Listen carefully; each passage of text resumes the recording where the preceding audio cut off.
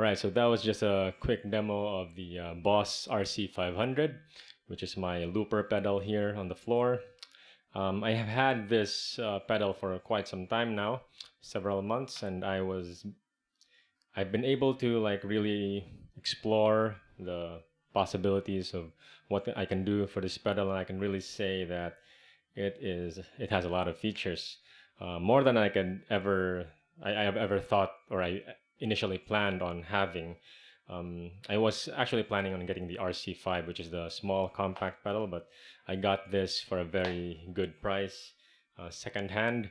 So that's what I got, and it has 3 foot switches, a drum machine, 99 slots to save your loops or load backing tracks if you want. 2 tracks that I never thought I would use, but I have them right there if I want to, and a lot of drum patterns that you can choose from. So a lot of features, and I access them. I use those features by using the MIDI controller here, the Bridge 6. And in this video, I just like to do a demo of how I use the Boss RC-500. So I'm using 4 banks in the Bridge 6 to control the looper, the synthesizer, and my Boss GT1000 core to control the main tone of the guitar. So two banks for the looper. So the first bank is this one. I named it RC500A, and the first foot switch here that I have in the Bridge 6 is to set the drum, to turn on the drums on and off. So if I press that, it will turn on the drums and it'll turn off. By the way, for each patch that you can save in the RC500, it has a total of 8 assigns, meaning you can control 8 parameters via MIDI in the RC500 with a MIDI controller.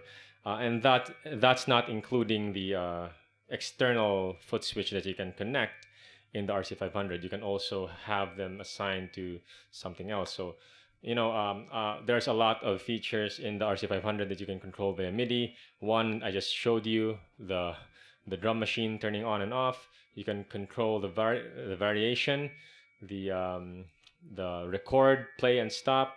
You can control the tempo. So a lot of different things you can control in the via MIDI. So I'm just sharing to you guys how I control it. So that's foot switch number 1, turn on and off the drum. And off. And the foot switch number 2, 3, 4, and 6 here are all, in this bank, are all set to control the drum. So if I have that turned on, the foot switch number 2 will change the variation.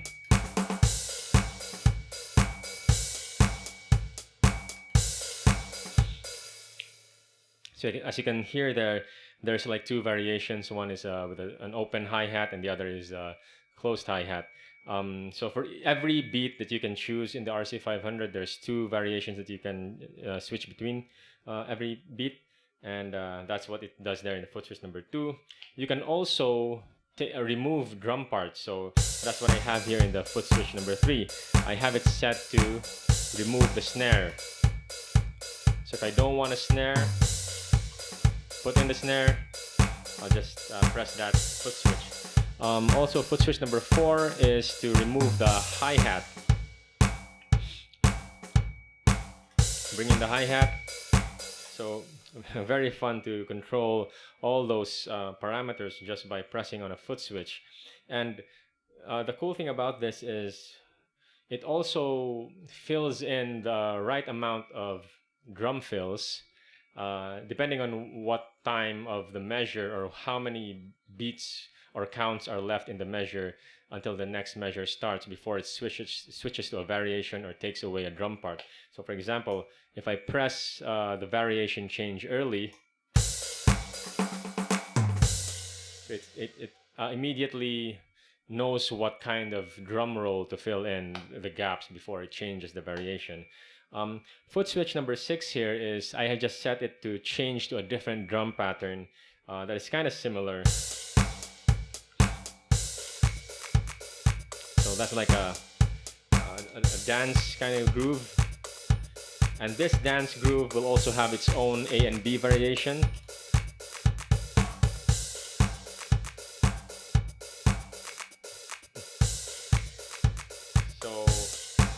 So that's it for the first bank of this, the Bridge 6 controlling the RC-500.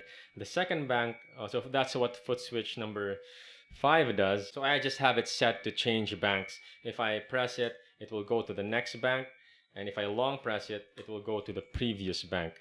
So going to the next bank, by the way, the Bridge 6, you can change the banks, switching up and down by pressing foot switch number 2 and 3 to go up and foot switch number 1 and 2 to go down. But I found that if I don't press them all at once, if I press one foot switch earlier than the other, it might trigger a drum machine to turn on. So I don't want that. So that's why I have a dedicated foot switch to change the banks. So this is the second bank that I have here on the Bridge 6. And I mentioned 2 tracks earlier. So the first foot switch here on the second bank is to immediately record the track 1. So let me just clear what I have recorded here. Just put on an octave.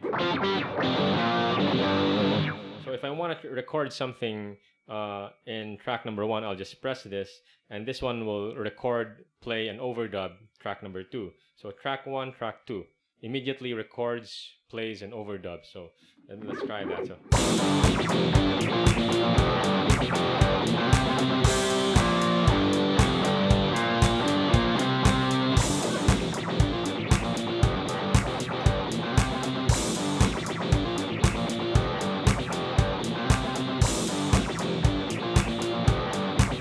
So I accidentally pressed the effects on there, which is, I think it's a scatter effect.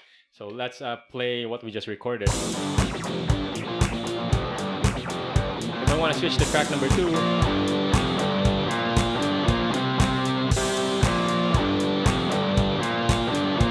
track number 1. So you can easily switch between 2 tracks. It will just immediately play and record whatever you just played by pressing these 2 foot switches. So that's very useful if you want to have like a part A and B in a song, or maybe a verse and a chorus. And what I just pressed here in foot switch number 4, I accidentally left that on. That's why it kind of sounded weird. If I press to play the track 1,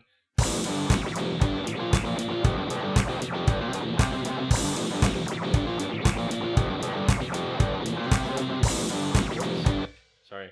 So the foot switch number 4 is actually set to trigger the effects. So there's a lot of effects in the RC-500. There's like repeat, scatter, a vinyl flick, which are very cool sounds that you can play around with. So that's the foot switch number 4. It will just make the loop that you recorded and alter it in many different ways. Foot switch number 5 here is still a bank up or a bank down.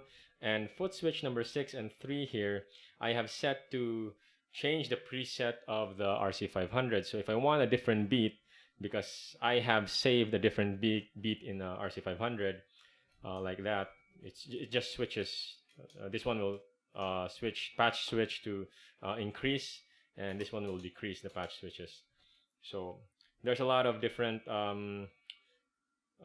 beats here. There's a shuffle one. If I want a different beat, I'll just change to a different patch. That's how fun this is. There's a lot of things you can do. So those are the 2 banks in this MIDI controller, the Bridge 6, that I have set to control the RC-500. And I think that's a total of 8 assigns already. So drum turn on and off, variation A, B, removing the snare, removing the hi-hat, effects on and off, record track 1, record track 2, and last is, what's the last one? Oh, changing the pattern to a different kind of beat. So yeah, that's the last one. That's 8 assigns in one patch that I have set in every patch. So you can change that around. You can have a tempo increase if you want to. Maybe instead of removing the snare, you remove the kick if you want. So it depends on your application. So there's a lot of things that you can do. It's a very flexible pedal, and the fact that you can set it to be controlled by a MIDI controller, then it makes your life even easier. The rest of the banks that I have here is this bank is just to control the synth. So if you haven't seen my SY200 video, this is the same bank that I've used. So if you want to see that video, just check it out in my channel. And the last bank that I have here is just to control the overall tone. So I can switch from clean, remove the octave, overdrive. So different kinds of tones, just to, as I'm playing with a loop, I can change the tone of my guitar. So that's it for the video. I'm just showing you how I use the RC-500, just a quick demo. And if you have an RC-5 or a 500, or if you're planning to get a looper, at least you have an idea of what it can do for you.